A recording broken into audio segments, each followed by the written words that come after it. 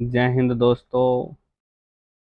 आपका एसएचजीएस सेंटर में आपका स्वागत है। इसमें हम संस्कृत के चौथे अध्याय के बारे में बात करेंगे। वन लाइन ऑब्जेक्टिव और वन लाइन जो चैप्टर का पूरा टॉपिक है उसको समझने का प्रयास करेंगे और बहुत अच्छी तरह से समझेंगे और इसके सब्जेक्टिव को भी देखेंगे, इसके क्वेश्चन आंसर को भी देखेंगे। चलिए हम वीडियो स्टार्ट करते हैं। ये हमारा चौथा अध्याय हो गया, तो जो जिसका नाम है संस्कृत साहित्य लेखिका। माने संस्कृत साहित्य लेखिका माने संस्कृत की जो लेखिका है, माने जो औरत है, औरत में जो लेखक थी उसको लेखिका, और जो भी वो भी किस भाषा में, संस्कृत भाषा में जो लेखिका है, इस चैप्टर के बारे में हम पढ़ेंगे। समझिए, पहला कह रहा है समाज रूपी जो रथ है, अगर समाज को अगर आगे बढ़ाना है तो पुरुष और नारी दोनों के सहयोग से चलेगा। अगर समाज बढ़ता है, अगर कोई समाज रूपी रथ है यानी समाज आगे बढ़ता है तो उसमें दोनों का रहता है, एक पुरुष एक नारी दोनों का सहयोग रहता है। बिना नारी और पुरुष के सहयोग से समाज चल ही नहीं सकता है। तो ये ऑब्जेक्टिव है, मोस्ट वीवीआई क्वेश्चन। समझिए, हर लाइन मोस्ट वीवीआई है, इसको नोट कर लीजिए, लिख लीजिए प्लीज। मैं आपसे रिक्वेस्ट करता हूँ, आपका भविष्य का सवाल है। समझिए, नेक्स्ट देखिए, संस्कृत साहित्य को प्राचीन काल में समृद्ध बनाने पुरुष और स्त्री दोनों ने योगदान दिया। ये है कह रहा है संस्कृत साहित्य को प्राचीन शुरू के समय ही समृद्ध बहुत अच्छा बनाने के लिए पुरुष और स्त्री दोनों का योगदान रहा है। वैदिक काल के आरंभ में शास्त्रों और कवियों के रचना करना और संरक्षण करना पुरुष का कार्य था। माने कि मैक्सिमम काम जो शास्त्र था और काव्य उव्य था उसकी रचना मैक्सिमम लोग पुरुष ने किया। लेकिन यहाँ पर औरत की क्या है, मतलब महिलाएं कभी कम नहीं रही। वह क्या, वैदिक युग में मंत्रों अमदर्शिका केवल इस ऋषि ही नहीं बल्कि ऋषिकाएं भी रहे। मतलब इस चीज के योगदान में आगे सिर्फ ऋषि ही नहीं रहे बल्कि ऋषिकाएं दोनों रहे। समझ गए। क्या रिंग वेद में 24 और अथर्ववेद में 5 महिलाओं का वर्णन है। यानी रिंग वेद में 24, अथर्ववेद में 5 महिलाओं का क्या किया गया है, वर्णन किया गया है। वृहदारण्यक उपनिषद में याज्ञवल्क देखिए नाम यहाँ पर आप जानिए, उसको याद रखने की कोशिश करिए। याज्ञवल्क की पत्नी मैत्रेयी आत्म तत्व की शिक्षा ली। क्वेश्चन पूछेगा आत्म तत्व की शिक्षा किसने ली थी? याज्ञवल्क की पत्नी मैत्रेयी ने किसकी शिक्षा ली थी? आत्म तत्व की शिक्षा ली थी। नेक्स्ट देखिए, क्वेश्चन हमारा है, कह रहा है कि जनक के सभा में शास्त्र एक रहते थे कुशल गागरी। याद रखिए, कुशल गागरी जो जनक के सभा में रहती थी। महाभारत में सुलभा का वर्णन किया गया। माने एक लेडीज है जिसमें सुलभा का वर्णन किया जो संस्कृत साहित्य के। समझिए, लोकोक्ति संस्कृत में 40 को महिलाओं का वर्णन है। 40 महिलाओं में प्रथम जो थे, सबसे पहला कल्पा विजयंका, यानी यहाँ विजयंका नाम यह है। जो 40 को महिला था उसमें पहला कौन थी? कल्पा विजयंका। इस चीज को नाम को याद रखिएगा। नेक्स्ट क्वेश्चन, इसको देखिए आप प्लीज नोट करते चले, इस कम समय में ये आपका समाप्त हो जाएगा। समझिए, विजयंका जो थे कहा सर्व शुक्ला सरस्वती कहा गया। विजयंका को क्या कहा गया? सर्व शुक्ला सरस्वती भी कहा गया।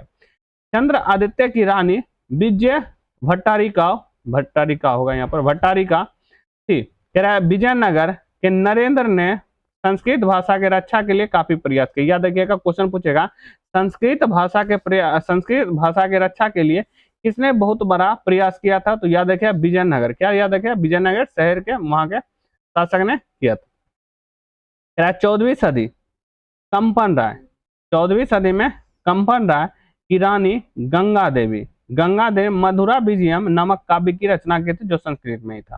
ठीक है। अच्युत राय की रानी तिरुलंबा, अच्युत राय की रानी कौन थे? तिरुलंबा थे। चंपुक काव्य का रचना तिरुलंबा ही थी। ये जो चंपुक काव्य थे जिसमें अच्युत राय के बारे में लिखा गया है, उसके बारे में लिखा गया है।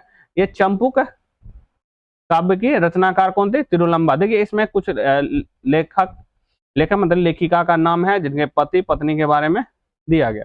नेक्स्ट, आधुनिक मतलब आधुनिक काल में जो लेखिका सबसे ज्यादा महत्वपूर्ण है, याद रखिए पंडित छमाराव और शंकराचरित्रम। इन्हें पंडित छमाराव, इनके पिता का नाम शंकराचरित्र, अपने पिता के ही बारे में लिखा गया था। इन्हें पंडित छमाराव ने लिखा था शंकरचरित्रम। और वर्तमान समय में संस्कृत साहित्य लेखिका मिथिलेश कुमारी, ये याद रखिए। वर्तमान समय में ये भी थे आधुनिक युग के, ये भी आधुनिक युग के, ये याद रखिए पंडित छमाराव और मिथिलेश कुमारी।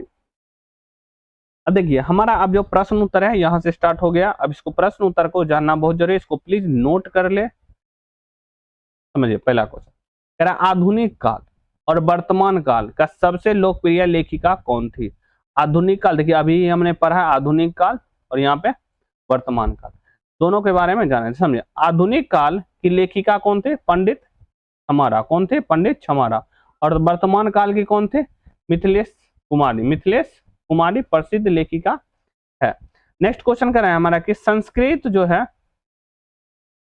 संस्कृत साहित्य लेखिका का पाठ का सारांश कर, मैंने इस चैप्टर का थोड़ा सा सारांश, मैंने थोड़ा बहुत इस चैप्टर के बारे में हमको क्या करा है, लिखने के लिए करा है, इस पाठ के बारे में वर्णन करने के लिए कहे तो भी हमें यही लिखना पड़ेगा। समझिए, देखिए इसमें क्वेश्चन देखिए, इसका आंसर कह रहा है इस पाठ में संस्कृत साहित्य महिलाओं का योगदान बताया। मैंने ये जो चैप्टर है हम जाने महिलाओं के योगदान के बारे में बताया गया।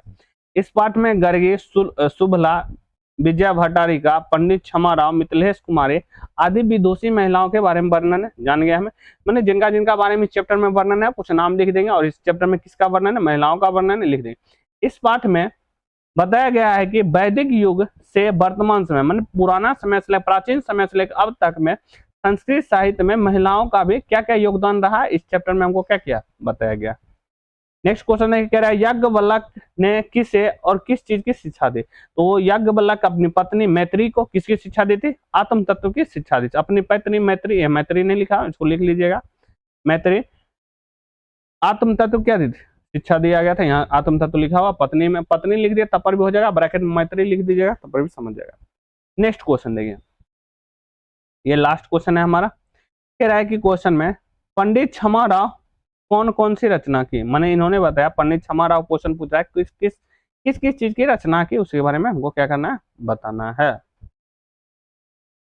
समझिए, पंडित छमाराव ने कई प्रकार की रचना की, अब याद रखिए कौन कौन, शंकर चरित्रम, सत्याग्रह गीता, काव्य मुक्तावली, मिराल हरि और ग्राम ज्योति।